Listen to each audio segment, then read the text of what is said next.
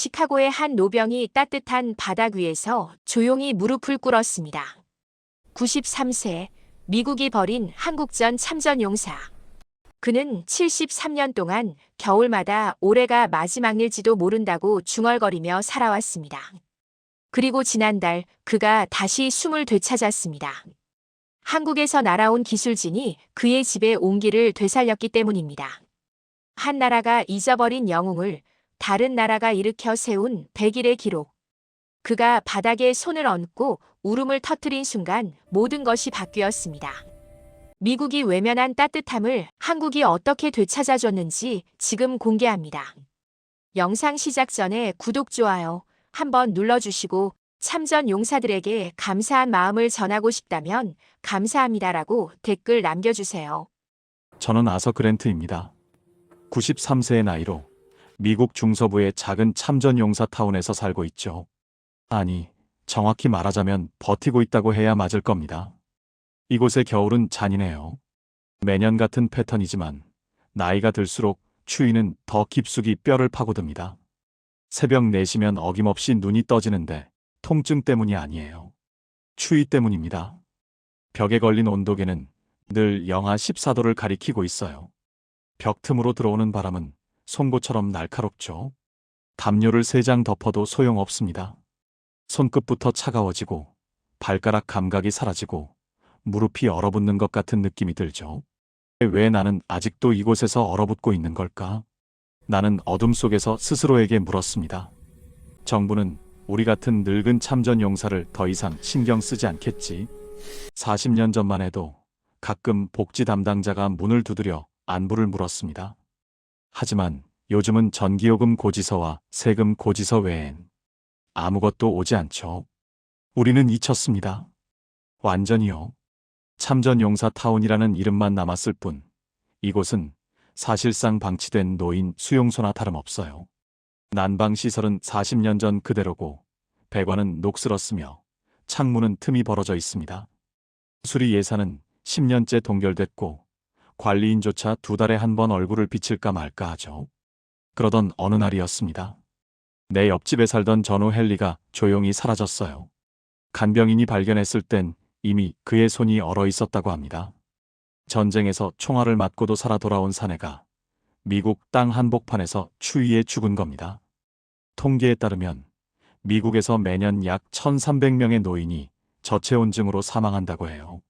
그중 상당수가 참전용사입니다. 헨리는 내 친구였죠. 장례식장에는 5명이 왔어요. 가족도 없고 친구도 없고 정부 관계자도 없었습니다. 우리 몇몇 늙은이들만이 헨리를 마지막으로 배웅했죠.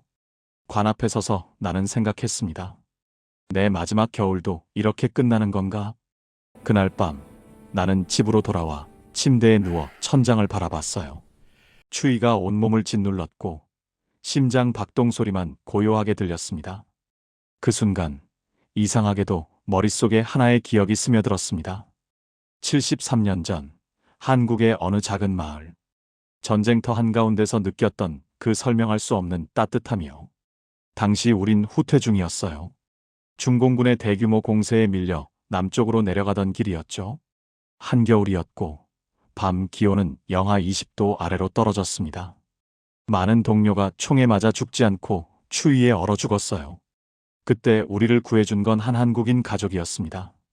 한 아주머니가 우리를 작은 초가집 안으로 데려갔죠. 신발을 벗고 들어가자 기적처럼 바닥이 따뜻했어요. 그 온기는 피부로 전해지는 게 아니라 뼈 속까지 스며드는 느낌이었습니다. 처음엔 믿을 수 없었어요. 어떻게 돌과 흙으로 만든 바닥이 이렇게 따뜻할 수 있을까? 그 순간의 충격을 나는 평생 잊을 수가 없습니다. 전쟁 소리도 총알의 공포도 추위도 모두 사라졌어요. 그저 따뜻한 바닥에 몸을 맡기자 살아있다는 느낌이 온몸으로 퍼졌습니다. 한국인들은 그걸 온돌이라 불렀어요. 나는 그때 처음 알았습니다. 따뜻함이란 게 단순히 온도의 문제가 아니라는 걸요. 왜 지금 73년이 지난 이 순간에 그 기억이 떠오르는 걸까요? 나는 이해할 수 없었습니다. 다만 한 가지는 확실했어요. 내가 한국에서 느꼈던 그 온기는 지금 내가 앉아있는 이 차가운 방과는 너무나 달랐다는 것. 그리고 또 한 가지. 나에겐 아직 아들이 있다는 것. 그 아들이 내일 찾아온다는 것. 그에게 무슨 말을 해야 할지 나는 아직 결정하지 못했습니다. 그날 밤 나는 오랜만에 눈물을 흘렸습니다. 슬퍼서가 아니라 그리워서였어요. 내가 잃어버린 그 따뜻함이 내 인생 어딘가에 남아있을 거라는 희망이 아직 살아있다는 걸 깨달았기 때문입니다. 아들 데이비드가 찾아온 건 그 다음날 오후였습니다. 그는 문을 열자마자 방 안의 차가운 공기를 느꼈는지 미간을 찌푸렸어요. 손에는 히터 수리 견적서와 단열재 카탈로그를 들고 있었죠. 아버지, 이번 주 안에 창문 덧댐 공사를 시작해야 해요.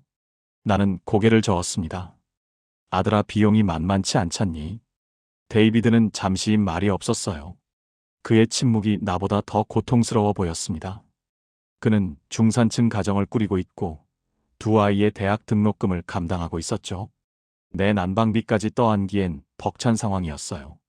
아버지, 제가 방법을 찾아볼게요. 그 말에는 확신이 없었습니다. 나는 그날 저녁 아들에게 차를 끓여주며 조용히 물었어요. 데이비드, 내가 한 번도 말하지 않은 이야기가 있단다. 아들은 차 잔을 들던 손을 멈췄습니다. 한국 전쟁 때 일이야. 정확히는 1950년 12월이었지. 나는 천천히 말을 이어갔어요. 73년 동안 누구에게도 말하지 않았던 그 기억을요. 우리 부대는 후퇴 중이었어. 중공군 20만 명이 압록강을 넘어왔고 우린 남쪽으로 도망치듯 내려갔지. 그날 밤 기온은 영하 25도였어. 아들은 숨을 죽이고 들었습니다. 동료 셋이 그날 밤 얼어 죽었단다. 총 한 방 안 맞고 말이야. 우린 더 이상 걸을 수 없었어. 눈 속에 쓰러져 있을 때 한 한국 여자가 나타났지. 나는 그때의 장면이 눈앞에 선명하게 떠올랐어요. 그 아주머니는 말도 안 통하는데 우리를 자기 집으로 데려갔어. 초가집이었지. 지붕은 낮고 방은 작았어. 하지만 신발을 벗고 들어가는 순간 나는 잠시 말을 멈췄습니다. 바닥이 따뜻했단다. 데이비드가 고개를 들었어요. 처음엔 믿을 수 없었지. 전기도 없고 난로도 보이지 않는데 어떻게 바닥이 따뜻할 수 있을까? 그런데 정말로 따뜻했어. 손바닥을 대니까 온기가 손목을 타고 팔뚝까지 올라오는 거야. 아들은 조용히 물었습니다. 그게 온돌이라는 거죠? 그래. 한국인들은 수천 년 동안 그렇게 겨울을 났다고 하더구나. 아궁이에서 불을 떼면 뜨거운 공기가 바닥 아래 돌길을 지나가면서 온 방을 데우는 방식이야. 나는 그때의 감각을 떠올리며 말했어요. 그 바닥에 누웠을 때 느꼈던 건 단순한 따뜻함이 아니었어. 그건 살아있다는 증거였단다. 전쟁 속에서 처음으로 내가 사람이라는 걸 기억한 순간이었지. 데이비드의 눈빛이 달라졌습니다. 그 집 식구들은 우리에게 밥도 주고 담요도 덮어줬어. 자기들도 먹을 게 없는데 말이야. 새벽에 우리가 떠날 때 그 아주머니 아들이 작은 손으로 내 손을 잡더니 말했지. 나는 목소리가 떨렸어요. 아저씨, 다시 오세요. 여기 따뜻해요. 그 순간 데이비드의 눈가가 붉어졌습니다. 아버지, 왜 그 이야기를 지금까지 안 하셨어요? 나는 대답했죠. 말할 수 없었어. 전쟁에서 돌아온 뒤로 나는 그 따뜻함을 다시는 느낄 수 없었거든. 미국의 히터는 공기를 데우지 사람을 데우지 않아. 나는 70년 넘게 추위 속에서 살았단다. 아들은 한참을 아무 말도 하지 않았어요. 그러다 갑자기 일어나 노트북을 가방에서 꺼냈습니다. 아버지, 잠깐만요. 그는 무언가를 검색하기 시작했죠. 키보드 소리만 조용히 방 안에 울렸습니다. 나는 물었어요. 뭘 찾는 거니? 데이비드는 화면을 보며 대답했습니다. 아버지 온돌이 아직도 한국에 있는지 확인하고 있어요. 그 말에 나는 놀랐습니다. 아직도? 네. 그리고 혹시 그게 여기에도 올 수 있는지요? 아들의 목소리에는 처음 듣는 종류의 결기가 담겨 있었어요. 나는 그때 몰랐습니다. 아들이 그 순간 무언가를 결심했다는 걸. 단순한 난방 해결이 아니라 더 큰 무언가를 말이죠. 창밖으로 눈이 내리기 시작했습니다. 하지만 이상하게도 그날 밤 방 안이 조금 덜 춥게 느껴졌어요. 아들과 나눈 그 이야기가 작은 온기처럼 남아 있었기 때문입니다.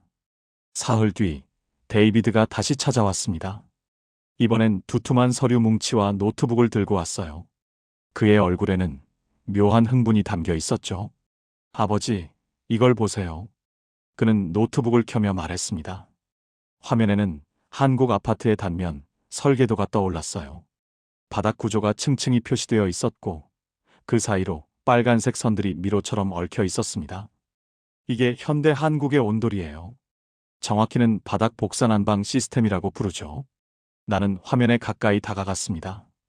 데이비드는 마우스로 하나하나 가리키며 설명했어요. 바닥 밑에 온수 파이프가 깔려 있어요. 보일러에서 데워진 물이 이 파이프를 순환하면서 바닥 전체를 고르게 데우는 방식이죠. 아버지가 1950년에 느꼈던 그 따뜻함이 이제는 이렇게 과학으로 완성됐어요. 나는 놀라움을 감추지 못했습니다. 그럼 한국 사람들은 지금도 그렇게 사는 거니?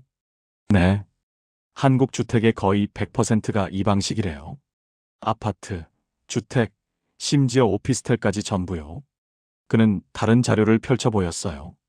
더 놀라운 건 효율성이에요.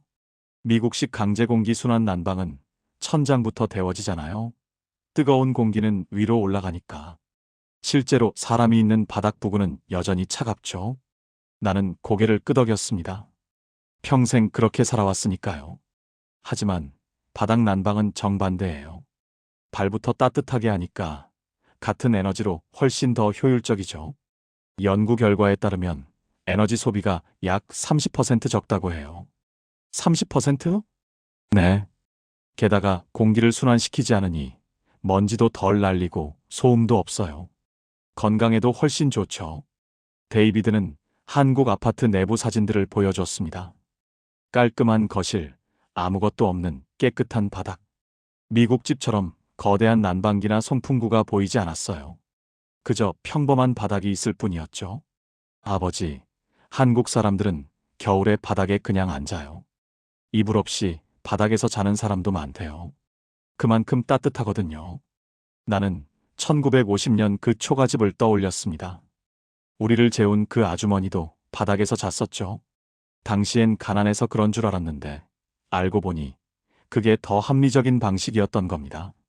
그런데 아들아, 나는 조심스레 물었어요. 그런 시스템을 여기에 설치할 수 있을까? 데이비드의 표정이 어두워졌습니다. 그게 쉽지 않아요.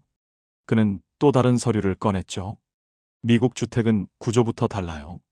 한국 아파트는 콘크리트 바닥이 기본인데 여긴 대부분 나무 마루 위에 카펫이잖아요. 바닥을 전부 뜯어내고 다시 깔아야 해요. 비용은 한 채당 최소 2만 달러에서 5만 달러 정도요. 나는 한숨을 쉬었습니다. 불가능한 금액이었어요. 게다가 데이비드는 더 씁쓸하게 웃었습니다. 미국엔 이 기술을 제대로 설치할 수 있는 업체가 거의 없어요. 한국에선 기본 기술이지만 여긴 특수 시공으로 분류되죠. 건축 코드도 다르고 부품 공급도 안정적이지 않고요. 그럼 결국 불가능하다는 거니? 아들은 대답하지 않았어요. 그저 화면을 계속 바라보고 있었습니다.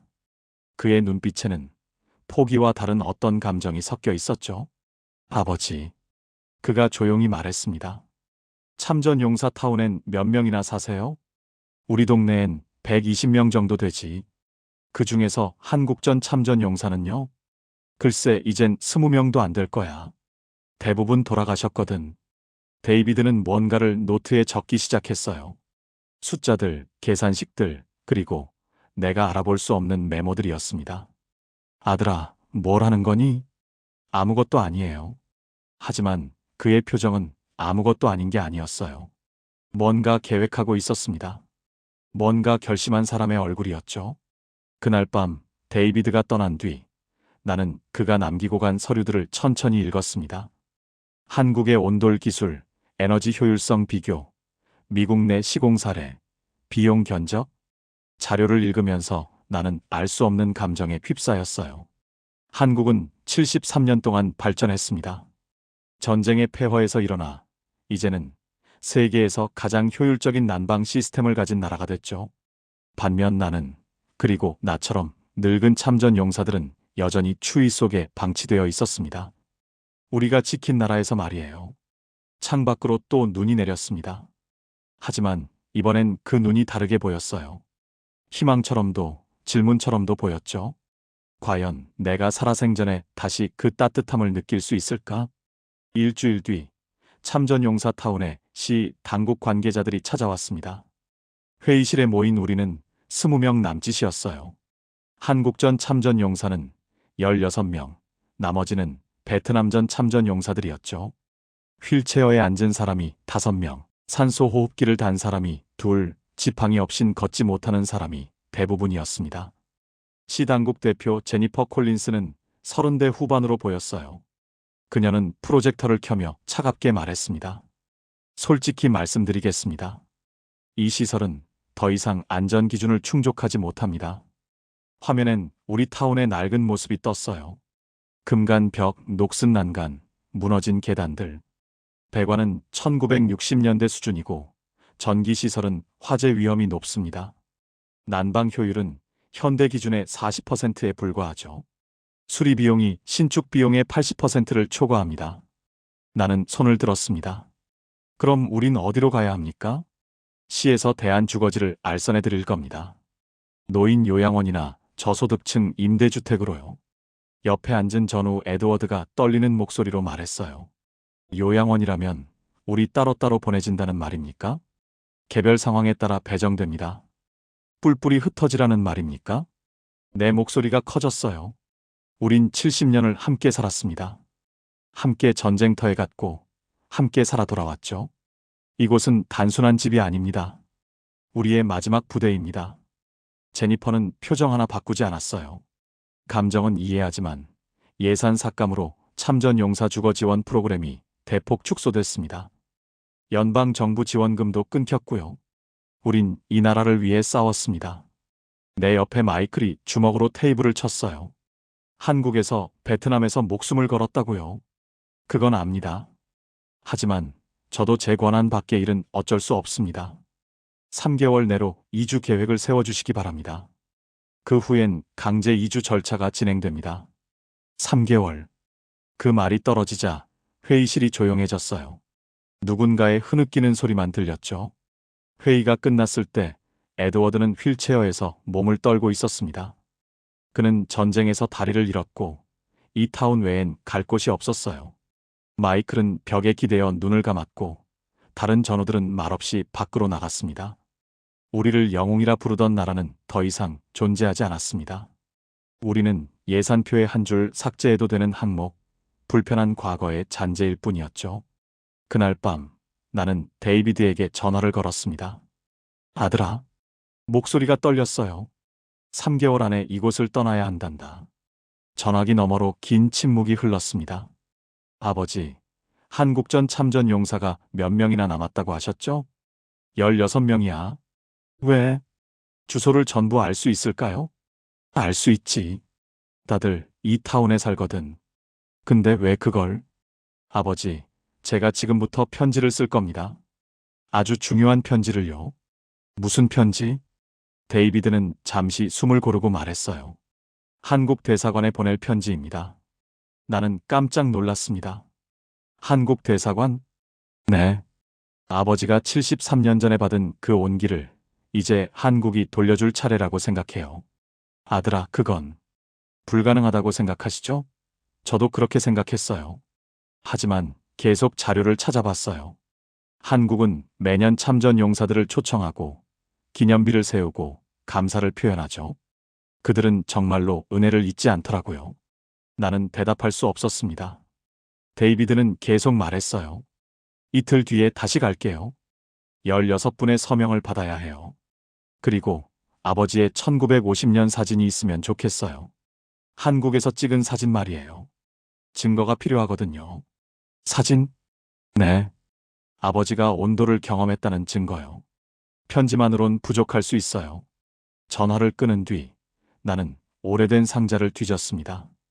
침대 밑, 옷장 구석, 먼지 쌓인 서랍들을 하나씩 열어봤어요.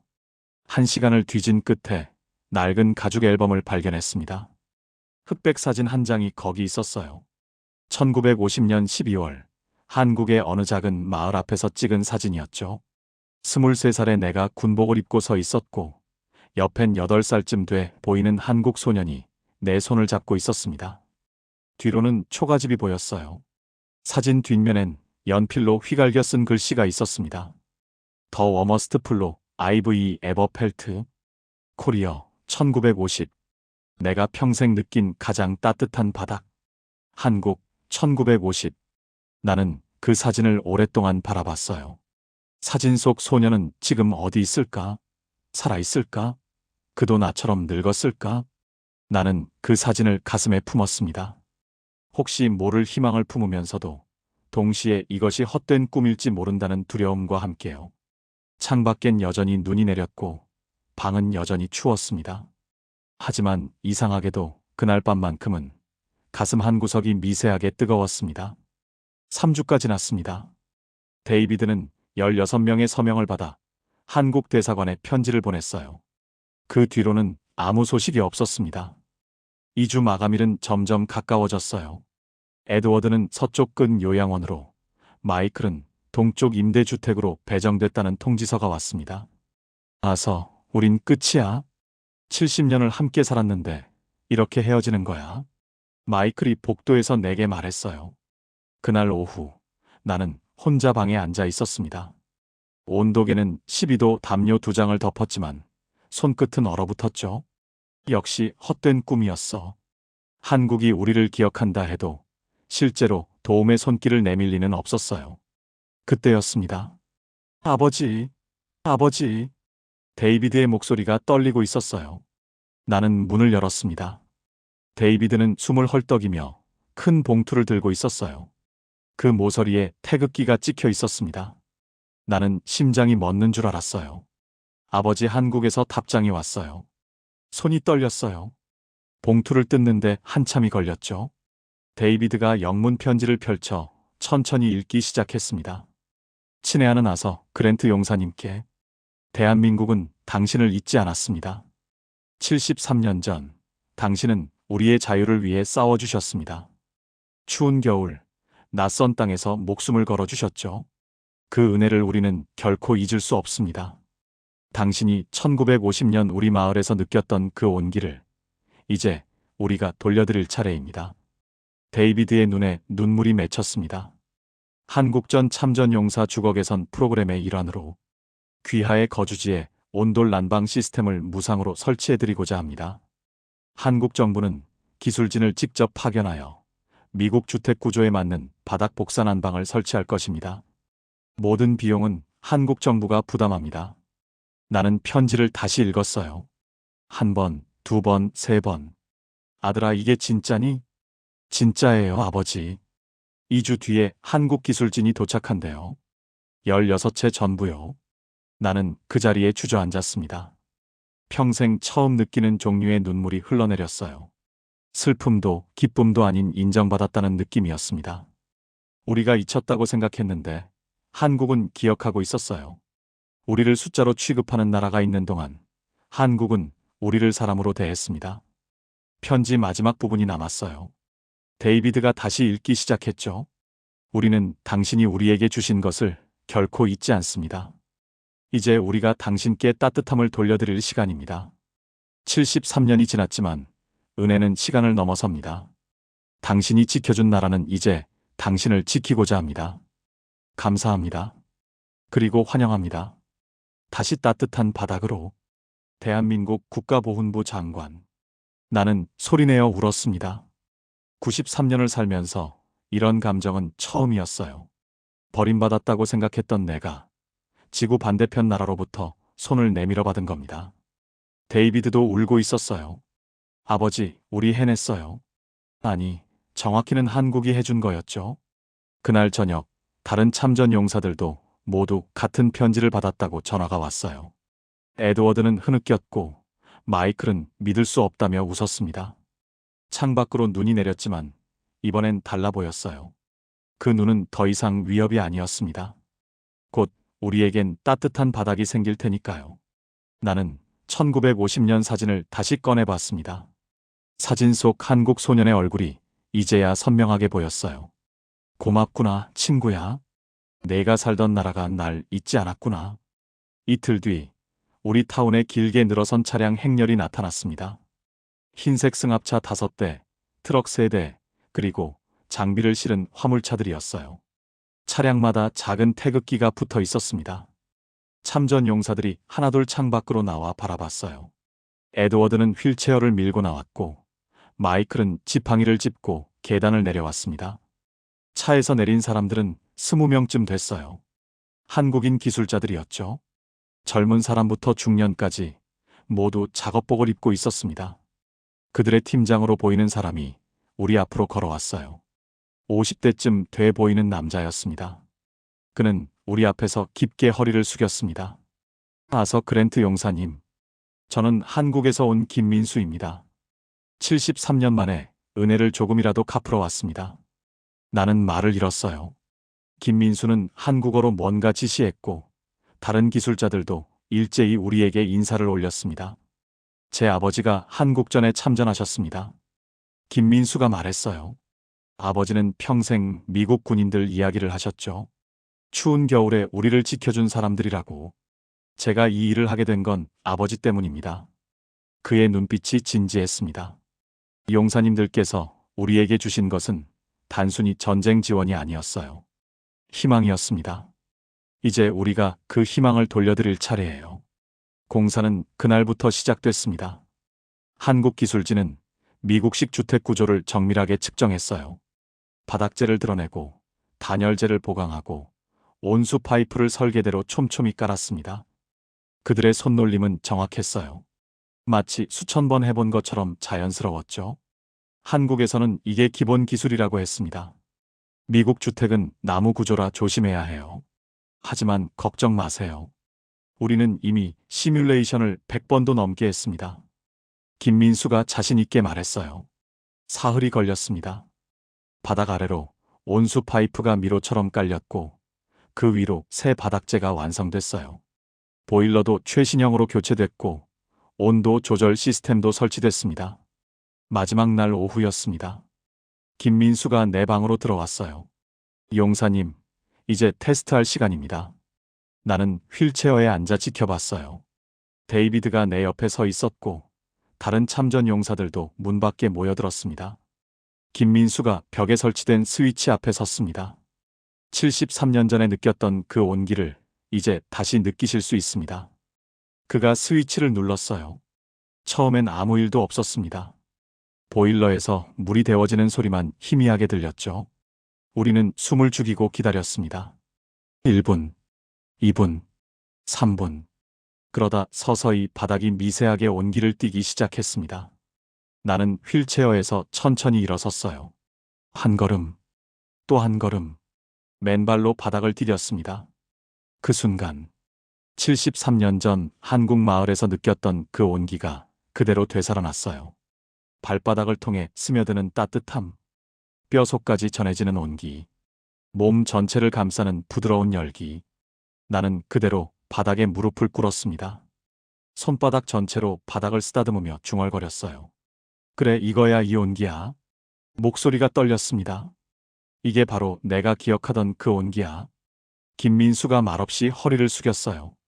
그의 눈도 젖어 있었습니다. 데이비드는 내 어깨에 손을 얹고 함께 울었죠.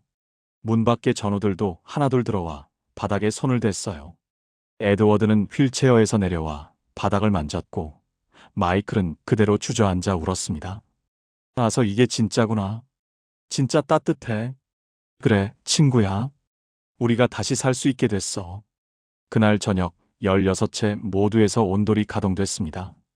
참전 용사들은 각자의 집에서 73년 만에 다시 그 온기를 느꼈어요. 전화선은 감격의 목소리로 가득 찼습니다. 나는 바닥에 누워 천장을 바라봤어요. 이 따뜻함은 단순한 난방이 아니었습니다. 그건 73년 전 내가 한국에서 받은 인간의 온기였고 지금 한국이 다시 돌려준 은혜였으며 무엇보다 내 인생에서 잃어버렸던 존엄을 되찾는 순간이었습니다. 창밖으로 눈이 내렸지만 이제 두렵지 않았어요. 내겐 따뜻한 바닥이 있으니까요. 온돌 설치 후 첫 밤.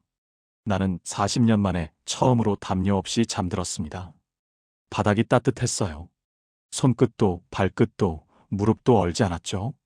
통증도 사라졌습니다. 새벽 4시에 깨는 일도 없었어요. 아침 햇빛이 들어왔을 때 나는 깜짝 놀랐습니다. 시계를 보니 오전 9시였어요. 50년 만에 처음으로 아침까지 잔 거였죠. 바닥에 맨발을 디뎠을 때 여전히 따뜻했습니다. 나는 웃었어요. 오랜만에 진짜 웃음이었습니다. 며칠이 지나자 변화가 시작됐어요. 식욕이 돌아왔습니다. 40년 동안 입맛이 없어서 하루 한 끼만 먹었는데 이제는 세 끼를 먹게 됐죠. 몸에 힘이 생겼어요. 걷는 것도 수월해졌습니다. 무릎 통증이 줄어들었거든요. 휠체어 없이도 복도를 걸을 수 있게 됐어요. 가장 놀라운 건 마음이었습니다. 살고 싶다는 생각이 들었어요. 93세의 나이에 처음으로요. 아버지, 표정이 완전히 달라졌어요. 데이비드가 방문했을 때 말했습니다. 그래, 어떻게? 눈에 생기가 돌아왔어요. 10년은 젊어 보이세요. 나는 웃으며 대답했죠. 아들아, 아버지는 지금 살고 싶구나. 데이비드의 눈이 촉촉해졌어요. 다른 전우들도 변했습니다. 에드워드는 바닥에 앉아서 책을 읽기 시작했어요. 한국식으로 앉는 게 편하다고 했죠. 그는 예전엔 앉을 수조차 없었습니다. 마이클은 체중이 늘었어요. 식욕이 돌아왔거든요. 아서, 나 이제 스테이크가 먹고 싶어. 라며 전화로 웃었습니다. 가장 극적인 변화는 존이었어요. 그는 80대 후반인데 지난 5년간 우울증으로 고생했었습니다. 말도 거의 하지 않았고 방 밖으로 나오지도 않았죠. 그런데 온돌 설치 후 일주일 만에 복도에서 그를 만났어요. 아서, 이게 뭔지 알아? 존이 처음으로 웃으며 말했습니다. 이건 단순한 난방이 아니야. 이건 생명이야. 나는 고개를 끄덕였어요. 맞아, 친구. 이건 우리를 살리는 온기야. 그날 오후, 우리 16명은 공동 거실에 모였습니다. 바닥이 따뜻해서 모두 신발을 벗고 앉아 있었어요. 한국식으로 말이죠. 한국 사람들이 맨날 이렇게 앉아 있다며? 마이클이 물었습니다. 그렇다고 하더군. 소파보다 바닥이 더 편하다고. 에드워드가 대답했어요. 이해가 가. 바닥이 따뜻하니까 온몸이 편하잖아. 우리는 한참을 그렇게 앉아 있었습니다. 70년 넘게 전쟁을 함께 겪은 전우들끼리 따뜻한 바닥에 둘러앉아 차를 마시고 이야기를 나눴어요. 73년이 걸렸네. 내가 조용히 말했습니다. 뭐가? 한국에서 받은 온기를 다시 느끼기까지. 존이 말했죠. 하지만 한국은 우리를 잊지 않았어. 73년이 지났는데도 우리는 모두 고개를 끄덕였습니다. 그날 저녁 데이비드가 특별한 손님을 데려왔어요. 김민수였습니다. 그는 귀국 전에 마지막 인사를 하러 왔다고 했죠. 용사님들 모두 잘 지내시는 것 같아 기쁩니다. 김민수가 우리를 보며 웃었어요. 김 선생, 내가 그의 손을 잡았습니다. 고맙소. 당신들이 우리에게 준 건 단순한 난방이 아니오. 알고 있습니다. 김민수가 대답했어요. 저희가 드린 건 온기지만 용사님들이 우리에게 주신 건 자유였습니다. 우리는 그걸 절대 잊지 않아요. 그는 다시 한번 깊게 허리를 숙였습니다. 용사님들, 부디 오래오래 건강하세요. 한국은 언제나 당신들을 기억할 겁니다. 김민수가 떠난 뒤 나는 바닥에 누워 천장을 바라봤어요. 이 따뜻함 속에서 하나의 사실을 깨달았습니다. 한국인들이 우리에게 해준 게 단순한 기술이 아니라는 걸요. 그들은 우리가 전쟁에서 지켜낸 그 나라가 아니었습니다. 우리가 지켰던 나라보다 훨씬 더 따뜻한 나라였어요. 그들은 은혜를 기억했고 약속을 지켰으며 무엇보다 사람을 사람으로 대했습니다. 나는 눈을 감았어요. 따뜻한 바닥 위에서 평온한 마음으로요. 내일 아침도 따뜻할 겁니다. 그 다음 날도요. 석 달이 지났습니다. 나는 결심했어요. 내가 살아있는 동안 한국에서 받은 은혜와 따뜻함을 세상에 알리기로요. 데이비드에게 말했습니다. 아들아, 올해 한국에 가고 싶구나. 마지막 여행이 될지 몰라. 아버지, 93세야.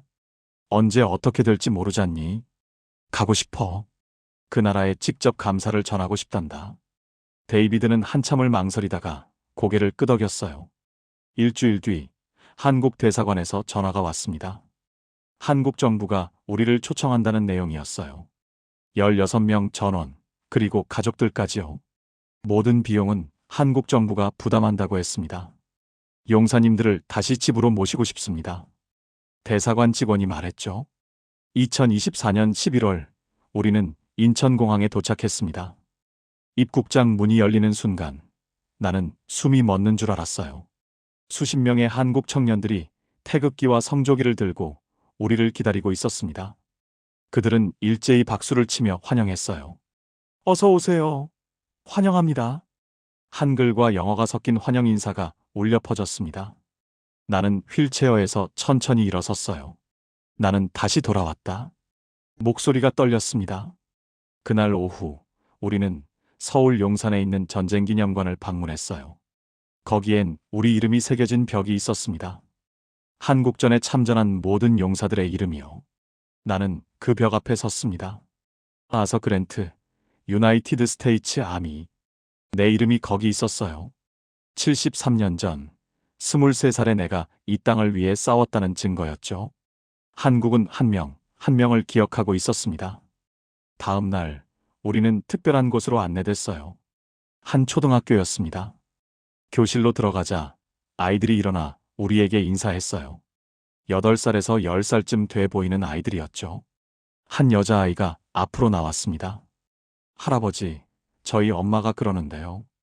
할아버지들이 옛날에 우리나라를 지켜주셨대요. 고맙습니다. 그 아이가 깊게 절을 했어요. 나는 무릎을 꿇고 그 아이와 눈높이를 맞췄습니다. 아가씨, 우리가 지킨 건 너희 할머니, 할아버지였단다. 그분들이 너희 부모님을 낳았고 너희가 태어났지. 그러니 고마운 건 우리야. 아이가 미소 지으며 물었어요. 할아버지, 추우셨어요? 옛날에요. 응, 정말 추웠단다. 근데 이제 따뜻하시죠? 저희가 온돌 드렸잖아요. 그 순간 나는 눈물이 터져 나왔습니다. 8살 아이가 73년 전 이야기를 알고 있었어요. 그리고 온돌을 보낸 게 자기 나라라는 걸 자랑스러워하고 있었습니다. 마지막 날, 우리는 참전용사 기념비 앞에 섰습니다. 에드워드, 마이클, 존, 그리고 나. 16명 모두가 그 앞에 모였어요. 한국 국가보훈부 장관이 우리 앞에 섰습니다. 용사님들. 그가 천천히 말했어요. 73년 전, 당신들은 우리를 구했습니다. 오늘, 우리는 그 은혜를 조금이나마 갚았습니다. 하지만 이건 끝이 아닙니다. 한국은 영원히 당신들을 기억할 것입니다. 그는 우리 한 명 한 명에게 메달을 수여했어요. 대한민국 감사 메달입니다. 영원한 감사의 표시입니다. 나는 그 메달을 받아 가슴에 품었습니다. 기념비 앞에서 무릎을 꿇었을 때 뒤에서 걷던 데이비드의 손이 떨리는 게 느껴졌어요. 하지만 이상하게도 내 마음은 평온했습니다. 한국은 나를 기억했어요. 나의 전우를 기억했고 나의 젊은 날을 기억했으며 우리가 흘린 땀과 눈물을 기억했습니다. 공항으로 돌아가는 버스 안에서 나는 창밖을 바라봤어요. 깨끗한 거리, 높은 빌딩, 행복해 보이는 사람들. 이것이 우리가 지킨 나라의 모습이었습니다. 아니, 우리가 지켰던 것보다 훨씬 더 아름다운 나라였어요. 비행기가 이륙하기 전 데이비드가 물었습니다. 아버지, 후회 없으세요? 나는 대답했죠. 아들아, 이것이 내가 지킨 나라의 진짜 모습이란다. 후회는 없어. 자랑스러울 뿐이야. 미국으로 돌아온 뒤에도 우리 집은 여전히 따뜻했습니다. 매일 아침 따뜻한 바닥에서 일어나며 나는 생각해요. 온기는 순환한다는 걸요. 73년 전 한국인이 내게 준 온기. 73년 후 한국이 다시 돌려준 온기. 그리고 이제 내가 세상에 전할 차례입니다. 나는 남은 날 동안 할 일이 하나 있어요. 한국을 향한 감사와 진실을 전하는 것. 그리고 말하는 거죠. 은혜는 시간을 넘어선다. 따뜻함은 국경을 넘어선다. 사람은 사람을 잊지 않는다. 오늘도 나는 따뜻한 바닥 위에서 잠듭니다. 내일도 따뜻할 겁니다. 그 다음 날도요. 그리고 영원히.